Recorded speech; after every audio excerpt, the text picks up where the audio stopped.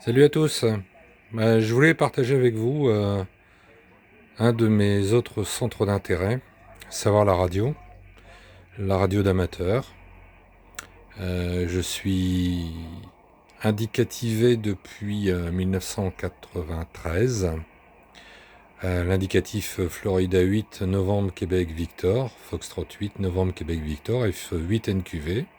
Donc dûment déclaré aux autorités compétentes et titulaire donc de mon certificat d'opérateur après un passage d'examen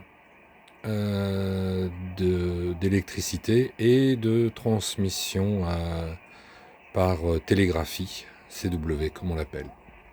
Donc voici un petit aperçu de la partie station émettrice réceptrice avec ce qu'on appelle les émetteurs récepteurs, les transceivers.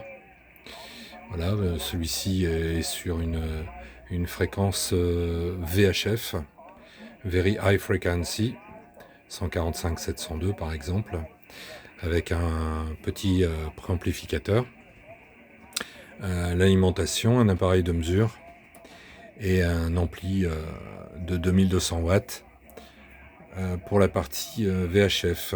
Ensuite, la partie dite décamétrique, donc les plus basses fréquences, mais c'est de la HF, de 3,5 MHz à 28 MHz. Donc pareil, la station émettrice-réceptrice, des appareils de contrôle de l'émission et un amplificateur 1200, de 1200 watts. Donc bien sûr, ce sont des puissances maximum des appareils, mais on est tenu à respecter certaines règles de puissance, qui ne sont pas celles-là. Par exemple, en France, en HF, on doit utiliser 500 watts maximum. Ici, toujours en partie réception, mais plus générale, par un web SDR. Donc c'est une possibilité de recevoir toute une bande de fréquences, tout un ensemble de fréquences, et de voir les signaux des différentes stations qui sont en train d'émettre. Là notamment, on est en train d'entendre un Italien qui est en contact avec une station de radio étrangère également. Je crois que c'est la Lituanie, si je ne m'abuse.